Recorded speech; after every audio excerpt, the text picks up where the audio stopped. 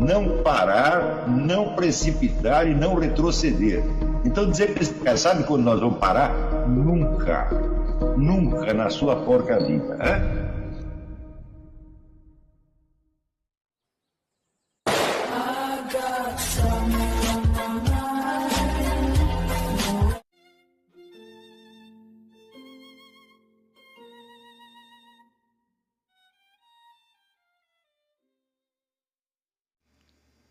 E aí pessoal, tranquilo? Então vem aqui antes do vídeo começar, pedir para vocês se inscreverem, quem não for inscrito, compartilhar, curtir, comentar. Quem puder seja membro do canal, que isso ajuda bastante. Tem também o link do Apoia-se. Quem puder ajudar nosso canal e apoiar financeiramente vai ser muito bem-vindo. Mas o mais importante é transmitir o conteúdo e os conhecimentos do professor Olavo de Carvalho para mais e mais brasileiros. Então compartilhe e ajude aí nossa causa. Muito obrigado a todos os membros, apoiadores do canal. Fico muito feliz. Tenho certeza que a gente está no caminho certo. Então fiquem com o vídeo e até mais. Valeu! Você não tem que estar atualizado. A atualização é depois. A atualização é uma atividade constante do profissional de uma área, não do sujeito que está se formando. Por exemplo, tem uma época que eu trabalhava numa revista de educação chamada Sala de Aula, a revista da Fundação Victor Tibet. E todos os professores, educadores, pedagogos, todo mundo que dava palpite, dizia, não, é muito importante você manter o ensino das ciências na escola secundária em dia com a pesquisa científica hoje. Parece uma coisa dita assim, não?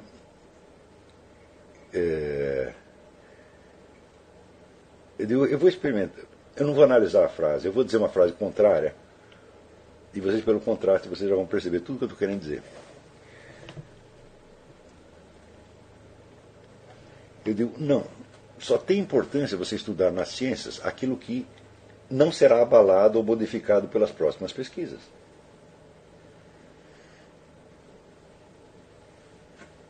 Então, por exemplo, você tem que conhecer a lei da gravitação de Newton. Por quê? Porque ela não será alterada. Certa ou errada, ela continuará a mesma.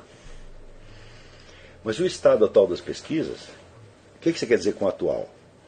Atual deste ano, desta semana, deste dia? Quanto tempo isso vai durar? Quer dizer, daqui 15 ou 20 anos, quando o rapazinho que você está formando se tornar ele próprio um cientista profissional, essas ideias científicas de hoje ainda vão estar lá? Já terão sido esquecidas. Então isso quer dizer que manter o ensino em dia com as pesquisas é a coisa mais besta que pode existir. Quer dizer, toda a ciência tem um conjunto de elementos que é mais ou menos estável e durável. E tem outro conjunto que é, por assim dizer, de alta rotatividade. Que são as pesquisas que entram e saem. Só interessam os primeiros elementos, evidentemente.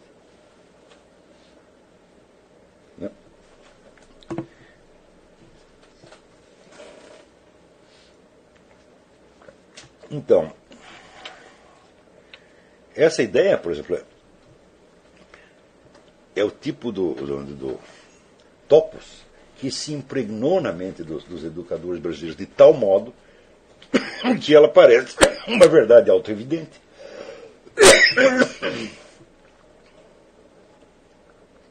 Quando não é nem verdade e nem autoevidente. Então, vocês imaginam a quantidade imensa de normas, de regras que foram se impregnando na educação, na mídia, nas conversações, no ensino, e que hoje formam, por assim dizer, a cosmovisão brasileira.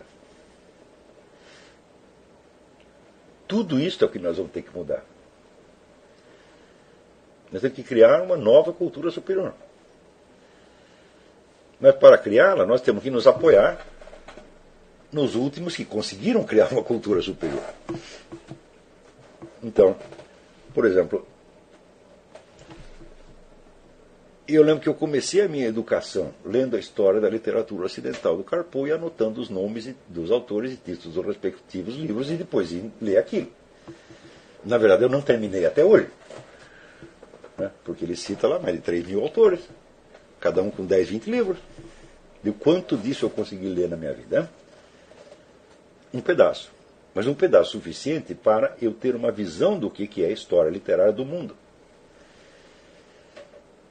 Quem aprendeu com quem, quais são as diferentes tradições de aprendizado literário. Eu digo, se você, como dizia o T.S. Eliot, a literatura é uma tradição. Um aprende com o outro, que aprende com o outro, que aprende com o outro, que aprende com o outro. E se você não é capaz de captar, né, esta linha de aprendizado até o estado atual da arte, você não sabe o que você está lendo. Toda obra literária tem alusões a muitas outras obras literárias anteriores. Por isso que o Jorge Luiz Borges dizia que para entender um único livro precisa ter lido muitos livros. Isso quer dizer que durante algum tempo você vai ler sem entender nada. Não tem problema, você está acumulando material. Tem que acumular na memória, primeiro. Eu recomendei, decorem muitos poemas, né? Decorem muitas músicas. Né? Uma vez mandei meus alunos ouvir a Quinta Sinfonia de Beethoven até eles conseguissem assobiá-la todinha, do começo até o fim. Depois, no começo eles acharam aquilo esquisito, depois que eles fizeram, eles viram o bem que isso faz. Quantas estruturas musicais você não pegou ali que depois tornavam mais clara a audição de outras músicas.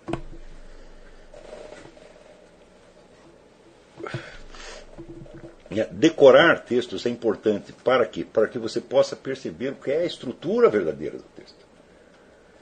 Quanto mais poemas você decorar, mais facilmente você lerá outros poemas. Por quê? Porque aquelas estruturas, mesmo que você não esteja pensando, vamos dizer, nas palavras do poema que você decorou, a estrutura está lá. E ela cria analogias com o que você lê em seguida. É assim que se faz, gente. Né?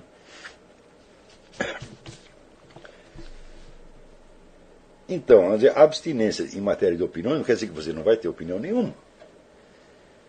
Quer dizer que você jamais vai entrar nesse debate no nível em que ele está colocado. Nesses debates, no nível em que eles estão colocados. Porque não interessa vencer essas discussões. Por que serve você vencer a discussão com um idiota? Não é nada de honroso. Você pensa que eu estou muito orgulhoso? Discuti com o Rodrigo Constantino, mostrei que ele é um idiota. Provei que 2 mais 2 dá 4. Grande porcaria. É claro que é imbecil. É claro que não tem capacidade para discutir comigo. Nem ele, nem a Laura Café, nem Emir Saad. Isso é evidente. Então não há mérito nenhum. Mas não estou fazendo isso por mérito nem para ganhar discussão. Estou fazendo para coletar material e mostrar às pessoas, vamos dizer, a impregnação mental que existe de uma linguagem decadente, estragada e perigosa. E esta operação vocês mesmo têm que aprender a fazer para seu próprio proveito. Cada um para si, e se puder trocar figurinha com os outros, tanto melhor. Tá? Então vamos dar um intervalo de 5 minutos e voltar com as perguntas. Vai recomeçar? Antes de passar as cartas, eu queria ler aqui um pedacinho do Didascalicon, do Hugo de São Vítor, para ilustrar uma coisa que eu disse para vocês aulas atrás. Diz ele aqui: há muitas pessoas que a própria natureza deixou tão desprovidas de capacidades que têm dificuldade para entender até as coisas fáceis. E destas pessoas parece-me haver 2 tipos. Há alguns que, mesmo não ignorando os seus próprios limites, buscam o saber com tal afinco e insistem tão obstinadamente no estudo que merecem obter por obra da vontade aquilo que não obteriam pela eficácia do estudo em si. Mas há outros os quais, sentindo que nunca poderiam compreender as coisas altíssimas, desprezam também as coisas mínimas. E, como que repousando em seu próprio torpor, tanto mais perdem a luz da verdade nas coisas sumas, quanto mais fogem das coisas mínimas que poderiam aprender. Então, quando você lê um autor como esse, né, esse é o tipo do texto em que o método da leitura lenta e da impregnação imaginativa é muito importante. Porque você vê, os autores antigos eles escreviam de uma maneira extremamente compacta e as intenções deles vão tão longe, como que em círculos concêntricos, que muitas vezes estão te dando a solução antecipada de problemas que iam aparecer 1000 anos depois. Você veja, quando se dissemina no mundo, né, editorial, estudantil, etc., a famosa ideia de que não há verdades absolutas, que em si é uma frase oca, mas enquanto afirmação objetiva ela não significa nada, mas enquanto expressão de um sentimento significa muito. O que exatamente que as pessoas estão querendo dizer? Exatamente o que o Hugo disse aí. Né? Que as pessoas procuram a verdade nas coisas mais altas e mais difíceis, as mais universais. E não as encontrando facilmente, desistem das verdades que elas já sabem num plano mais modesto. Quando, metodologicamente falando, o que você tem que fazer é exatamente o contrário. Quer dizer, você tinha que se concentrar nas verdades mínimas, nas verdades mais modestas, para adestrar a sua capacidade de apreender e aceitar verdades. Por isso que vamos dizer, o método da confissão, o método da sinceridade é absolutamente necessário. Quer dizer, se você não é capaz de encontrar a verdade, nem mesmo nas suas próprias ações mais imediatas, que outra verdade você espera encontrar? Né? E se você começa por falsificar a sua própria situação existencial, dizendo que não há verdades absolutas em geral, tá certo? O que você quer dizer que, por exemplo, se ao agir de tal ou qual maneira você teve uma intenção e você sabe a intenção, embora não possa contá-la para ninguém, será que isso não é verdade absoluta? Será que isso é relativo apenas? Não há irrelatividade alguma. Quer dizer que a confissão dos seus próprios pensamentos de você para você lhe traz uma espécie de certeza imediata que você não pode negar. Raciocinando mais ou menos aí dando uma linha, né, cartesiana, quer dizer, o que você pensou pode ser mentira, mas o fato de que você pensou não pode mais ser negado depois que você pensou. Então, vamos dizer, a sua autobiografia interna e externa é a coisa mais fácil de você conhecer. Como dizia Jean Baptiste Vico, nós conhecemos melhor aquelas coisas que nós mesmos fazemos. Então, para você se adestrar, para chegar a investigar a verdade nos planos mais altos, convém você começar pelas mais modestas e que digam respeito àquilo que você mesmo fez. Se você não está extremamente adestrado para isso, tá certo? Você não tem a menor ideia do que é investigar a verdade em plano algum. Então, essas coisas modestas a que se refere, né, o Hugo, não são só, vamos dizer, coisas banalidades do cotidiano. São as verdades que estão mais próximas de você.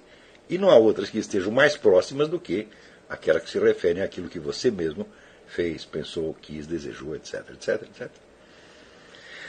Se você não é capaz de se orientar, vamos dizer, na barafunda dos seus próprios desejos e sentimentos e dizer claramente para você o que você está querendo, meu filho, como é que você vai se orientar nas grandes questões da filosofia? Você nem sabe quem você é.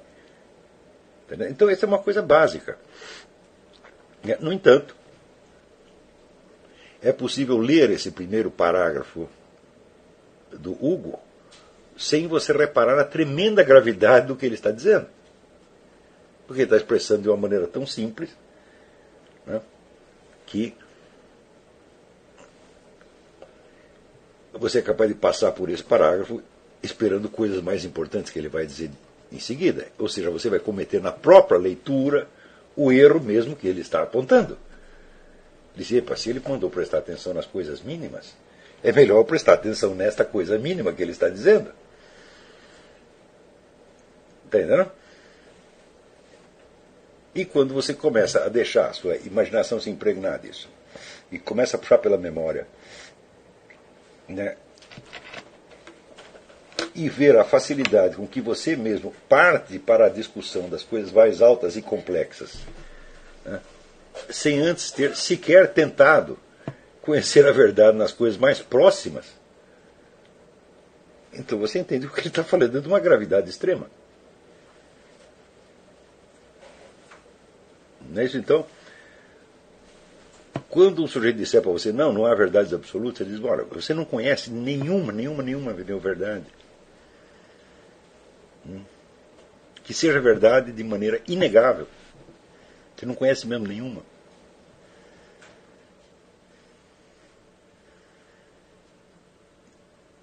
Por exemplo, né? Qual é o sentimento que te leva a dizer o que você está dizendo? Você sabe qual é esse sentimento? Algum você tem. Será que você o conhece? É claro que você o conhece. Você nada sabe a respeito dele? Hã?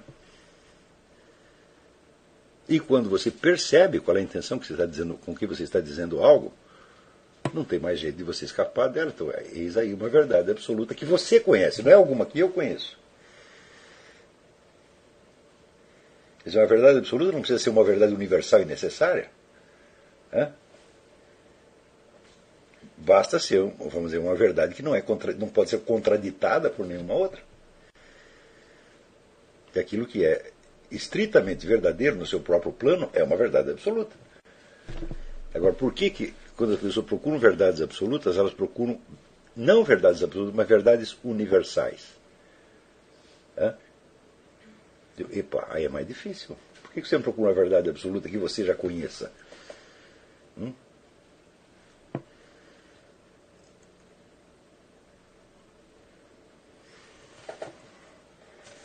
Então, procure algo que você sabe a respeito de você mesmo e em seguida tente negar aquilo. E você vê que para você negar, você precisa construir toda uma falsa história. E será que você não sabe distinguir entre a história verdadeira e a falsa? Entre a narrativa do que se passou e a narrativa que você está inventando agora? Será que você não sabe discernir essas duas coisas? Com uma distinção total, absoluta e incontestável? Claro que sabe. Então, quando você diz não há verdades absolutas, o que você está querendo dizer, no fim, é que você pode reinventar a sua própria história a qualquer momento do jeito que você quiser. Ou seja, você está afirmando o seu direito de mentir. Por que você faz isso? Porque você está com problemas com você mesmo. Hã? Você se odeia, você se despreza, você tem vergonha de você mesmo, então você fica querendo mostrar que você é importante. Tudo isso, gente, está embutido nesse parágrafo do Hugo São Vitor. Quanto mais você deixa aquilo produzir efeitos na sua mente, você vai descobrindo novas profundidades nesse simples parágrafo. Quer dizer, esse livro do Hugo São Vitor, e principalmente esses parágrafos iniciais, tiveram um efeito monstruoso em cima de mim. Quer dizer, um efeito realmente estruturante. Mais tarde nós vamos pegar o texto onde ele fala da humildade, como a humildade é necessária para o estudante, e vocês vão ver como muito do que eu chamo do meu método, eu falo, não é meu, não, o Hugo já disse isso. Não parecia que ele estava dizendo, está dizendo. Ele falou muito menos do que isso, mas já estava tudo embutido lá. Assim como a teoria dos quatro discursos estava tudo embutida no Aristóteles. Então isso quer dizer que a leitura de um livro filosófico, ela gera filosofias dentro de você. E é assim que se faz, quer dizer, você vai deixar que o seu espírito seja fecundado por essas grandes mentes filosóficas do passado, de modo que você prossiga o trabalho deles. E você se encaixe, portanto, numa tradição.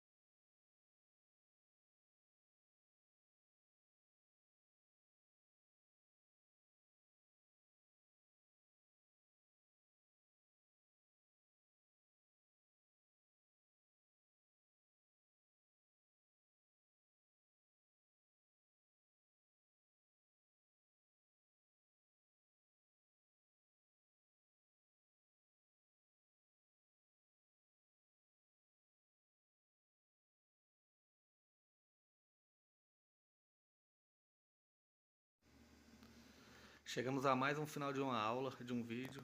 Espero que tenham gostado. Quem não se inscreveu ainda, se inscreva, compartilhe, comente. Ajude o nosso canal, apoie, seja membro. E ajude o nosso canal a chegar a cada dia a mais brasileiros que precisam muito do conhecimento do professor Olavo de Carvalho. Então é isso aí, fique com Deus, até o próximo. Valeu! Então é isso aí, pessoal. Que é o nosso canal. Que são alguns livros que eu já li. A maioria foi doação, mas alguns eu adquiri, professor Olavo de Carvalho. Alguns livros se perderam aí que eu emprestei. Professor Alexandre Costa. A Bíblia Sagrada. 10 lições sobre Karl Marx. Indico a não ler esse livro, que é muito ruim mesmo. Alguns pensadores aqui que realmente, como o professor Olavo de Carvalho disse, não são pensadores. Valeu, tamo junto aí. Apoie nosso canal, seja membro.